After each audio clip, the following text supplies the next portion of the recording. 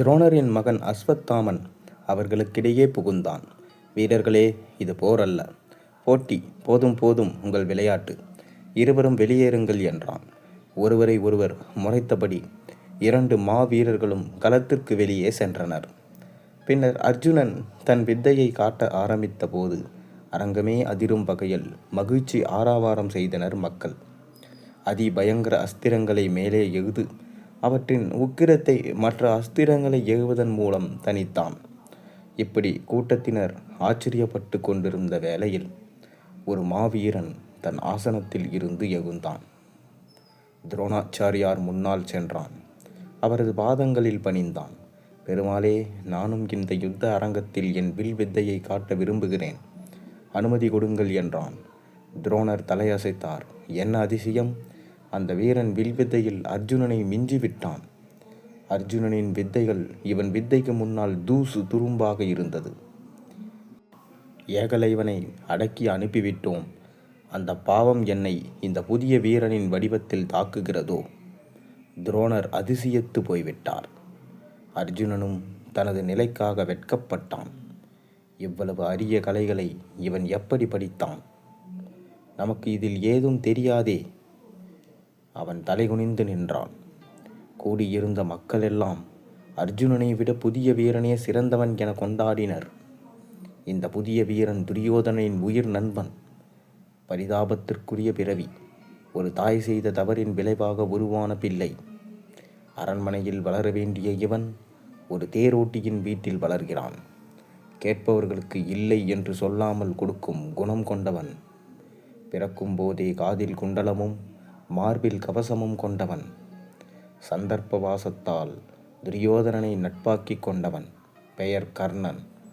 அந்த மாவீரனை அனைவரும் கொண்டாடியதும் அவன் அர்ஜுனனிடம், ஏ அர்ஜுனா, நீ மாபெரும் வீரன் என அனைவரும் கொண்டாடினர்.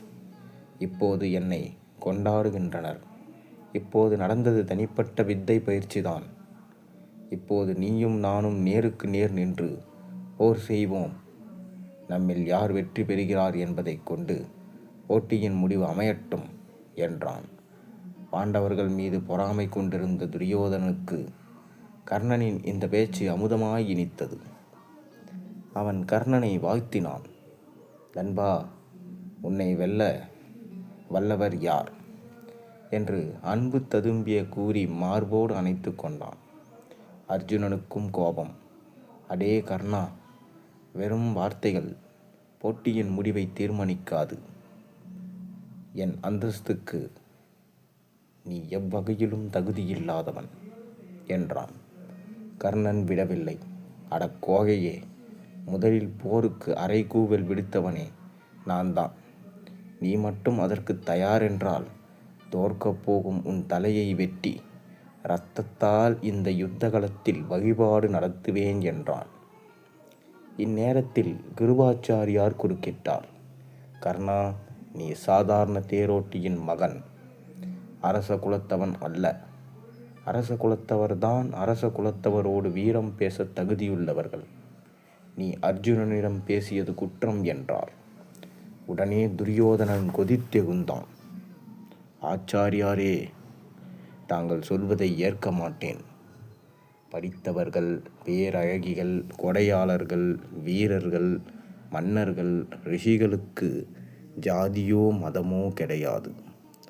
பிறப்பை அடிப்படையாக கொண்டு நீங்கள் பேசுவது முறையல்ல. ஏனெனில் நீங்களே ஒரு நாணல் புல்லில் இருந்து பிறந்தவர்தான். நாராயணர் நரசிம்மராக பிறந்து ஒரு தூணில் இருந்து சிவபெருமான் மூங்கிலில் இருந்து அவதரித்தார். அகத்திய மாமுனியும் துரோணரும் பிறந்தது கும்பத்தில் இருந்து. எனவே தாங்கள் பேசுவது ஏற்புடையதல்ல. சரி, ஒருவேளை அரச குலத்தில் பிறந்தவன்தான் அர்ஜுனனுடன் சண்டையிட வேண்டுமானால் இப்போதே இந்த கணமே கர்ணனும் அரசன்தான். இதோ என் தேசத்து உட்பட அங்க தேசம் இனி கர்ணனுக்குரியது. அவனே அங்க நாட்டின் மன்னன். அவனுக்கு தன் கிரீடத்தையே எடுத்து சூட்டினான். தன் சிம்மாசனத்தில் அவனை அமர வைத்து அவன் அருகிலேயே சரிசமமாக அமர்ந்து கொண்டான். இப்படி நட்புக்கு இலக்கணமாக விளங்கிய துரியோதனனை நன்றி பெருக்குடன் ஆனந்த கண்ணீர் விழி நுனியில் நோக்கி தொக்கி நிற்க பார்த்தான் கர்ணன். அத்துடன் யுத்த அரங்க போட்டி வேலை முடியவே பிரச்சனையும் முடிந்துவிட்டது. மறுநாள் துரோணர் தன் சீடர்கள் எல்லோரையும் அழைத்தார். என் அன்பு மாணவர்களே, நீங்கள் நேற்று போர்க்களத்தில் அந்த அரங்கத்தில் காட்டிய வித்தைகளை நினைத்து பெருமதம் அடைகிறேன். இப்போது நீங்கள் எனக்கு குருதட்சணை தர வேண்டும். என்னை பாஞ்சால தேசத்து மன்னன் துருபதன் அவமானப்படுத்தினான். அவனை நீங்கள் கைது செய்ய வேண்டும். அவன் உயிருக்கு ஆபத்து வரக்கூடாது. அவனை கொல்லாமல் உயிரோடு தேர்காலில் இட்டு கட்டி இழுத்து வாருங்கள். இதை செய்வீர்களா என்றார். அனைவரும் ஆர்வமுடன் செய்கிறோம் குருவே என்றனர். சற்று கூட தாமதிக்காமல் பாண்டவ கௌரவ சேனை பூதி படலத்தை கிளப்பிக்கொண்டு கிளம்பியது. பாஞ்சால தேசம் முற்றுகையிடப்பட்டது. துருபதன் இது கண்டு கலங்கவில்லை. அவனும் மாபெரும் வீரன்தான். எந்தவித முன்னறிவிப்பும் இல்லாமல் வந்து திடீர் தாக்குதல் நடத்தினாலும் கூட அஞ்சா நெஞ்சம் கொண்ட அந்த மாவீரன் பாண்டவ கௌரவ படையை சந்திக்க தனது சேனையை குறுகிய காலத்தில் திரட்டிக்கொண்டு எதிர்த்து போரிட வந்தான். இந்த இடத்தில் மகாபாரதம் நமக்கு கற்றுத்தரும் பாடத்தை கவனிக்க வேண்டும். மனித வாழ்க்கை என்பதே துன்பம் நிறைந்ததுதான். எதிர்பார்த்த துன்பத்தை நாம் எப்படியோ சகித்து கொள்கிறோம். ஆனால் எதிர்பாராமல் வரும் துன்பங்களை நம்மால் சகிக்க முடிவதில்லை.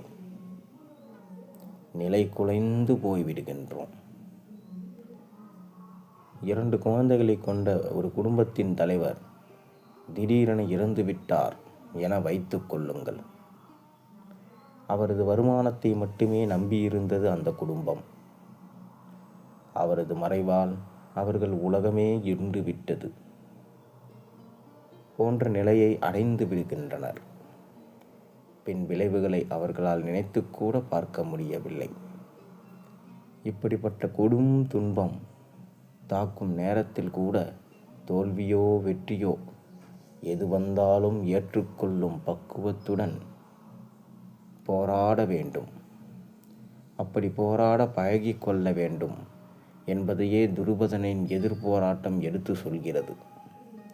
துருபதன் தன்னை தாக்க வந்தவர்களுடன் கடுமையாக போராடினான். அவனது தாக்குதல்களை தாக்கு பிடிக்க முடியாமல் துரியோதனனும் அவனது சகோதரர்கள் 99 பேரும் திணறினர். துரியோதனனின் படைகள் பின்வாங்கின. ஒரு கட்டத்தில் உயிருக்கு பயந்து அவர்கள் அஸ்தினாபுரத்துக்கே ஓடிவிட்டார்கள். துருபதனின் அம்பு மழையை ஒரே ஒருவன் தான் தாக்கு பிடித்தான். அந்த மாவீரனுடன் ஆனந்தமாய் அனுபவித்து போர் செய்தான் துருபதன். ஆனால் எதிர்பாராத விதமாக அர்ஜுனன் விட்ட அம்பு துருபதன் மீது பாய்ந்தது. அவன் சாய்ந்து விழுந்தான். அவனை கைது செய்த அர்ஜுனன் அவனை தேர்காலில் சேர்த்து கட்டினான். தேரை அஸ்தினாபுரத்துக்கு விரட்டினான். துரோணாச்சாரியார் தன் சிஷ்ய பிள்ளைகளை பாய்ந்தோடி வருவதை பார்த்தார். தேர்காலில் துருபதன் அவமானம் குன்ற கிடந்தான். தேர்ச்சக்கரங்கள் சுற்றியதில் அவன் களைத்து போயிருந்தான். துரோணர் அவனை நோக்கி ஏளனமாக சிரித்தார். ஏ துருபதா, நம்பிக்கை துரோகியே, நான் நினைத்தால் இப்போதே உன்னை கொன்று ஒழிக்க முடியும். என் பிள்ளைக்கு பசிக்கிறது என உன்னிடம் வந்து நின்றபோது ஒரு அந்தணன் என்று பாராமல் என்னை விரட்டி அடித்தாயே. இப்போது உன் நிலையை பார்த்தாயா? உனக்கு நான் சம எதிரி அல்ல. என் சிஷியர்களிடமே நீ சிக்கிக்கொண்டது அவமானமாக இருக்கிறதல்லவா? உன்னை வென்றதன் மூலம் பாஞ்சால தேசம் இன்று முதல் எனக்கு சொந்தம். இருந்தாலும் நீ சொன்னபடி பாதி ராஜ்யத்தை மட்டும் எடுத்துக்கொள்கிறேன். உனக்கு உயிர் பிச்சையையும் நான் தருகிறேன். இவனை விடுதலை செய்து விடுங்கள். உயிர் பிச்சை கொடுக்கிறேன். என்று அவர் சொன்னார். இதோடு என்ன நடந்துச்சு நாளை நம்ம பார்ப்போம். மறக்காமல் நம்ம சேனலில் போடுற கதையை நீங்கள் கேட்கணுன்னா சப்ஸ்கிரைப் பண்ணி வச்சுக்கோங்க, லைக் பண்ணுங்கள், கூடவே பெல் ஐக்கானை ப்ரெஸ் வச்சுக்கோங்க. மேலும் இந்த கதையை உங்கள் நண்பர்களோடு பகிர்ந்துக்குங்க. நாளை ஒரு நல்ல அருமையான கதையோடு உங்களை சந்திக்கின்றேன். நன்றி, வணக்கம்.